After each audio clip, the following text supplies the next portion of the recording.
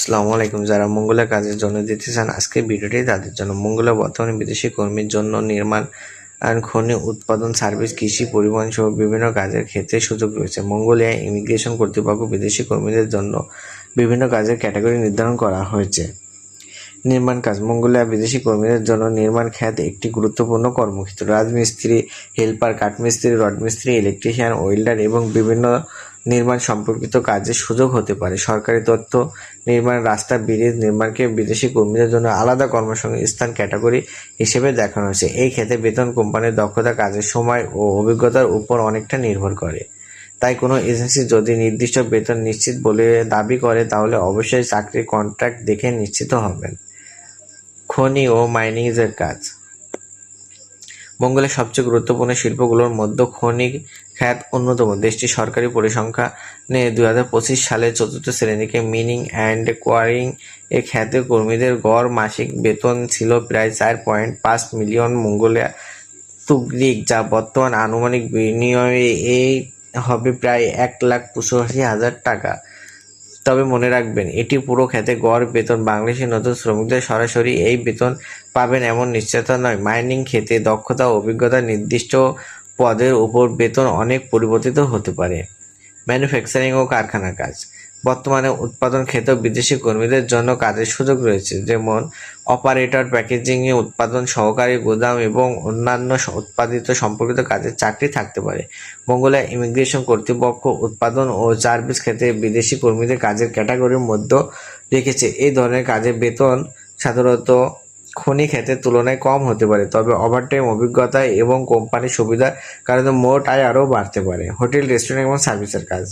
বর্তমানে Mongolia hotel, restaurant এবং অন্যান্য সার্ভিস ক্ষেত্রেও কাজ রয়েছে। বুক কিচিং, হেল্পার, ওয়েটার, ক্লিনার, হাউসকিপিং বিভিন্ন কাজে পাওয়া যেতে পারে। তবে সরকারি পরিসংখ্যান অনুযায়ী 2025 সালে চতুর্থ প্রান্তিকে অ্যাকোমোডেশন অ্যান্ড ফুড সার্ভিস খাতে গড় মাসিক আয় বেতন ছিল প্রায় 1.9 মিলিয়ন তুর্কিক, বর্তমানে আনুমানিক 65,000 টাকা। এটাও খাতের বড় হিসাব। নির্দিষ্ট কর্মীর বেতন ও তারও চেয়ে বেশি হতে পারে এবং কমও হতে পারে। তো পরিবহন ও ড্রাইভিং এর কাজ। বর্তমানে পরিবহন খাতেও বিদেশি কর্মীদের এর জন্য আলাদা কর্মসংস্থানের ক্যাটাগরি রয়েছে। বিশেষ করে পরিবর্তন এবং আন্তর্জাতিকভাবে পণ্য পরিবহনের সঙ্গে যুক্ত কর্মীদের জন্য CA11 ক্যাটাগরি রয়েছে।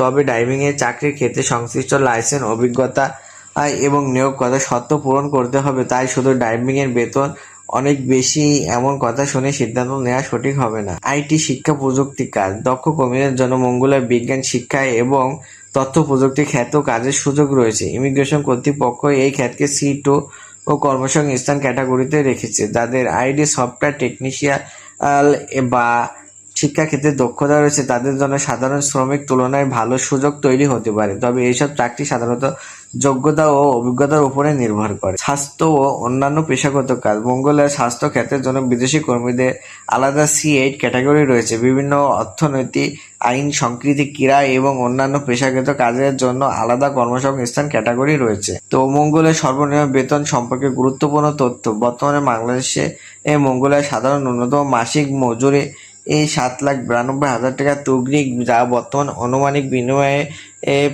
হারে প্রায় হয়ে থাকে 27,000 টাকা। তো 2005 সালে 1 এপ্রিল থেকে ন্যূনতম মজুরি কার্যকর রয়েছে। তবে 2026 সালে আগস্টে মঙ্গোলিয়ার জাতীয় ও ক্রিকেট কমিটি 2027 সালে 1 জানুয়ারি থেকে ন্যূনতম মজুরি 10 লাখ তুগরিক করার সিদ্ধান্ত নিয়েছে বলে সম্পর্কিত প্রতিবেদনে জানানো হয়েছে। তাই ভবিষ্যতে বাংলাদেশি টাকার মূল্য বিনিময় করে হারের উপর নির্ভর করে পরিবর্তিত হতে পারে। বিদেশি কর্মীদের হিসেবে চেয়ে সবচেয়ে গুরুত্বপূর্ণ বিষয় হলো মঙ্গোলিয়ায় বিদেশি নাগরিক কাজ করার জন্য শুধু চাকরি পেলেই হবে না, বৈধ ওয়ার্ক পারমিট এবং সংশ্লিষ্ট ভিসা অনুমোদনের প্রয়োজন। মঙ্গোলিয়ার সরকারি তথ্য অনুযায়ী বিদেশি কর্মীদের জন্য ওয়ার্ক পারমিট প্রক্রিয়া রয়েছে এবং স্থায়ী নিয়োগকর্তার সঙ্গে এমপ্লয়মেন্ট কন্ট্রাক্ট জমা দিতে হয়। তাই বাংলাদেশ থেকে যারা মঙ্গোলিয়ায় যেতে চান তারা কোনো দালালকে টাকা দেওয়ার আগে কোম্পানির নাম, কাজের ধরন, বেতন, থাকা খাওয়ার ব্যবস্থা, চাকরির চুক্তিপত্র, ওয়ার্ক পারমিট এর প্রক্রিয়া যাচাই করবেন। তো সর্বশেষে বলবো, মঙ্গোলিয়ায় কাজের সুযোগ আছে বিশেষ করে নির্মাণ, মাইনিং, উৎপাদন, সার্ভিস, কৃষি